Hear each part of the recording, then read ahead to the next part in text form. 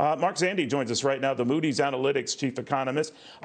Mark is one of those rare birds, if he has to sort of correct himself, he corrects himself and moves on. It's a wild concept. But he, had thought that inflation in the beginning would be transitory.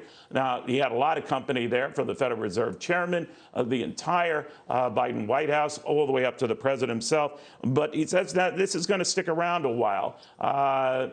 But he's kind enough, again, to be with us right now. Mark, you obviously see things a little differently now.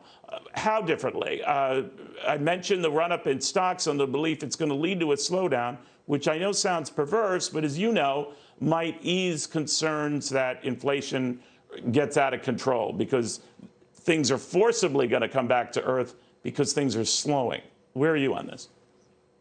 Yeah, well, Neil, I didn't know I was a rare bird, but I think that's a compliment. So it is a compliment, trust me. Yeah, no, I take it that way. Thank you so much for that. I was wrong about inflation this time last year. I thought it would be temporary, and I was surprised. Of course, I was surprised by the pandemic. If you think back a year ago with the vaccine rollout, I thought that the pandemic would fade away quickly. It did not, and of course, supply chains got completely scrambled as a result.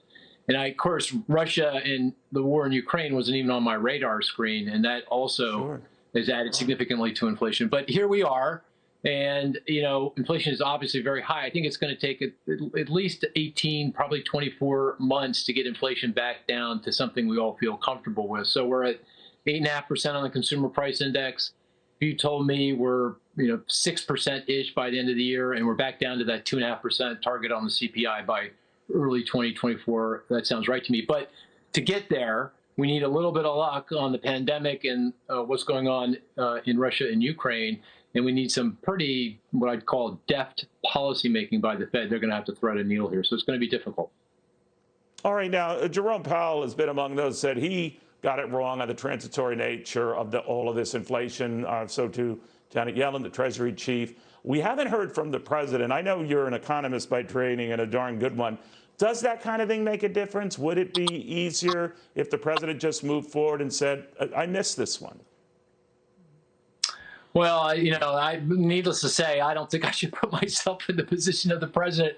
I mean, that's a political calculation, right, Neil? I mean, that's out of my. I did want to embarrass you, though. I did really want to embarrass you and see what you would say, but you're not. Yeah, I mean, I could play king for the day, and I'll just say this: it is therapeutic to admit when you're wrong and move on, and focus on the things that you can do. And you have to think, I do feel for the president because this has got to be really frustrating because he doesn't have a whole lot of tools in the toolkit that he can use. If it's about the pandemic and supply chains, if it's about Russia and higher oil prices, that's a pretty tough one for him to navigate. So it's got to be incredibly frustrating for folks trying to solve this problem.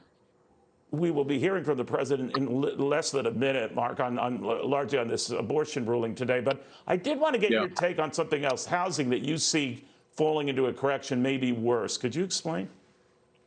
Yeah, sure. It's pretty clear, the Fed's trying to slow the economy by raising rates. The most interest rate sensitive sector of the economy is housing, right? Because people have to go out and get a mortgage and to buy a home, and that's tied to interest rates. So rates have risen very sharply here. That's conflating with the run up in house prices. Affordability has collapsed. I mean, just to give you a statistic, if you were a typical home buyer with buying a typical home at 5% down payment, you have to pay $600 more now today than a year ago.